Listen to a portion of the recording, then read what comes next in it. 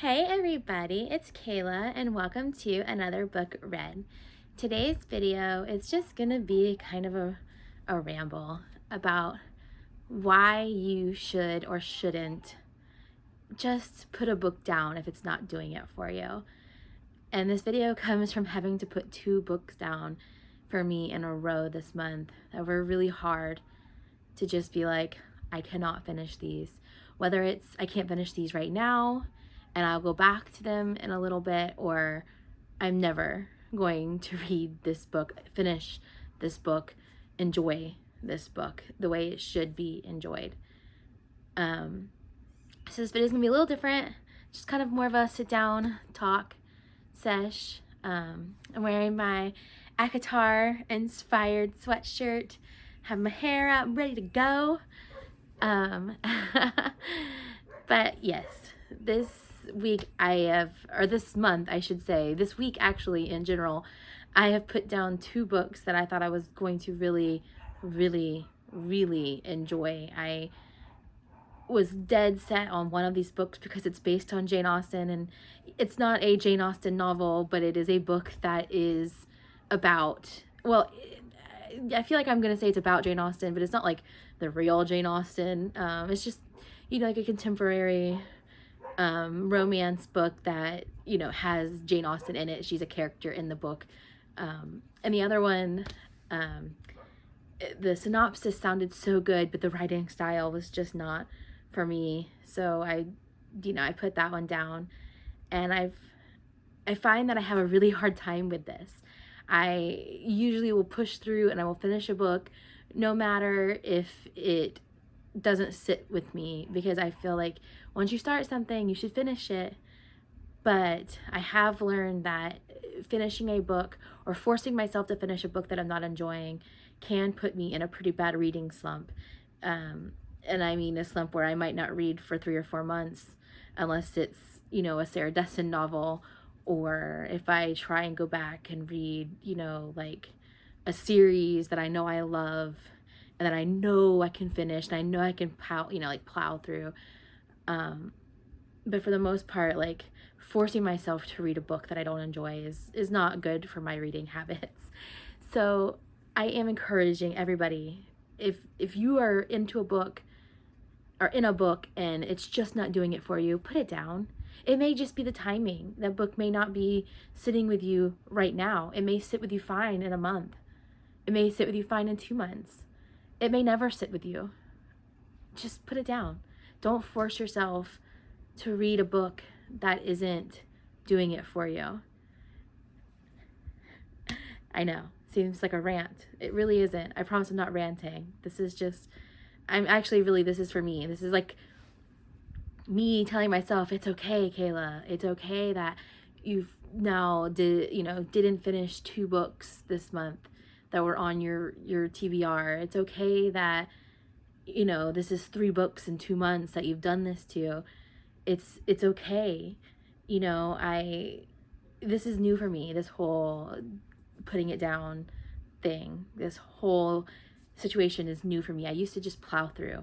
And then a couple of months ago, I think it was July, I read The Grace Year, and I did not like it. The first 88 pages, I was like, this is horrible.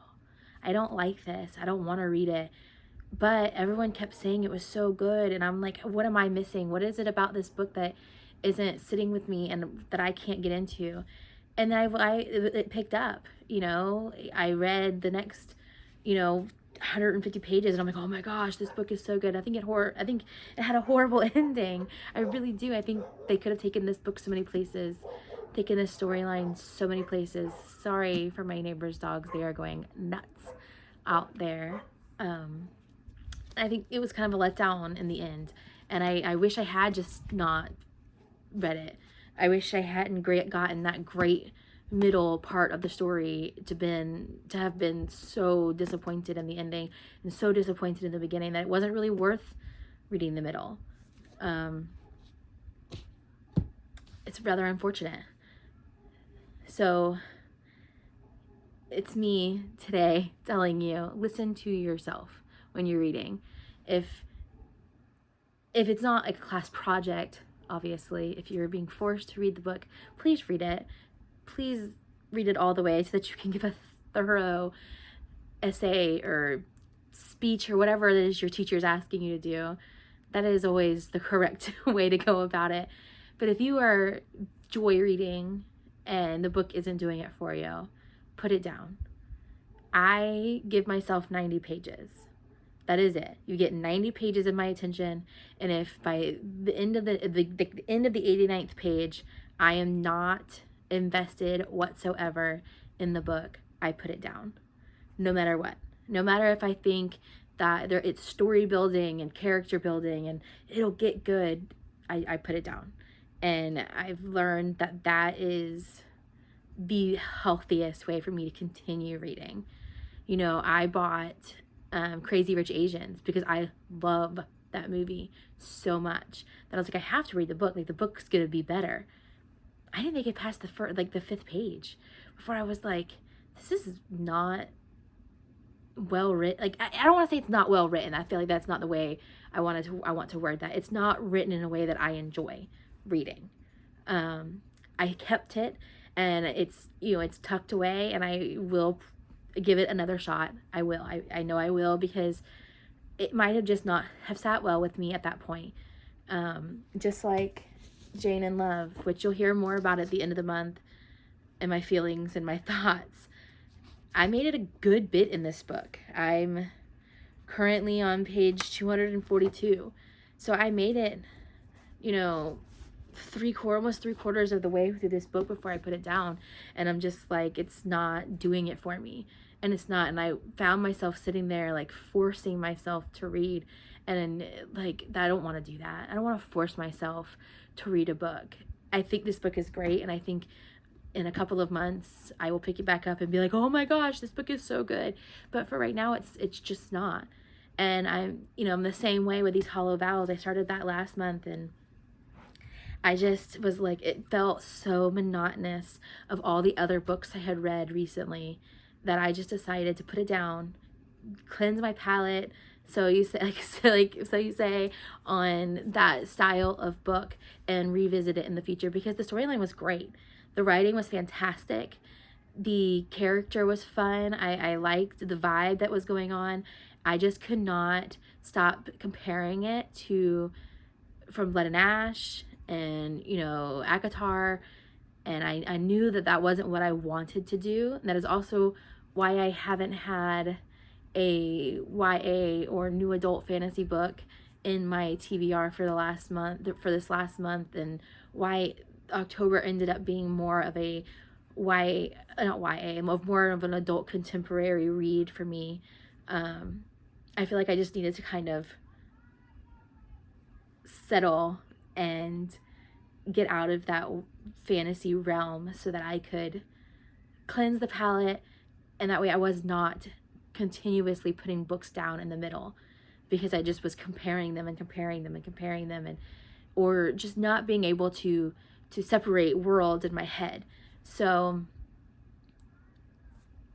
that is my advice also. Like, if you find that you read only one style of book, and then halfway through the next book you're just confusing it with the book prior, like, try throwing a different style of book in there. Try just, kind of thwarting your brain a little bit and throwing in something that maybe you don't normally read, or something that you don't read as often, to just try to, like, cleanse that palate and get your brain kind of, like, off of the prior book. Or give yourself a little more time. I think they call it a book hangover. It's definitely true. I ended up having to read ACOTAR, the whole series, a second time, minus A Court of Silver Flames, because that was prior to owning it, just to get it out of my system. And, I moved from that, and I moved right into From Blood and Ash, and I think that was fine. My brain was like, oh, this is so good. But then I tried to move right out of that into these Hollow Vows, and it wasn't quite up to that level of, like, bam, bam, bam, bam, bam, things are happening, I'm totally invested, I want to know what's going to happen next level yet. And my brain was then still going, well, what's going to happen in book 4 of the From Blood and Ash series? Like, I need this. And I feel like I've gone off on a little side tangent of the first tangent. Anyway, I just, you know, for me, I hate putting down a book. I hate it. I hate the thought of quitting a book and quitting a world and quitting these characters and not finding out what happens to them. But sometimes you have to. So don't be afraid to put the book down. Don't be afraid to walk away. Don't be afraid to quit. You're not quitting. You are doing yourself a disservice if you continue to read something you're not enjoying. Because reading is supposed to be fun, and it is supposed to be lighthearted, and it's not supposed to be so serious. And you don't want to be forcing yourself to sit down and read, because then you're going to make yourself hate reading or put yourself in a reading slump because it made you so mad. That has happened to me so many times, and I feel like you have to set boundaries for yourself. So like I said, I do 90 pages, and if it doesn't do it for me, shut it off. And even if you're, like I said, a quarter of the way through a book and you're just really not feeling it, put it down. Save it for next month. Save it for after the next book. Save it until it feels right, because it will eventually feel right. If you've made it three quarters of a way through a book and it's just starting to feel like, kind of me, I don't want to read this anymore, you want to read it. It's just your brain's way of saying it's not the time. It's not right now that this book wants to be read. I also think sometimes just going out, if you're usually a fantasy reader, getting a romance, getting a historical fiction, getting a biography, if that's something that you would be interested in doing, and then reading that and then coming back to your normal genre would be helpful. That might be something that, kind of wipes your slate clean and gets you back into your mindset, and that book might be great right after that. You just never know. Just don't force yourself to read, but also don't give up too quickly. Don't give up on the 5th page like I did with Crazy Rich Asians, but also don't get, halfway through the book and be like, I have to read this book now. Like, don't do that to yourself. Please, I'm begging you. But I hope everybody has a happy and safe Thanksgiving. And if you are traveling, to travel safe. And if you are home with your families, to enjoy that. And if you can't be with your family, then just know that I am giving you a big hug and a happy Thanksgiving. And I will see you guys in the next one. Bye for now.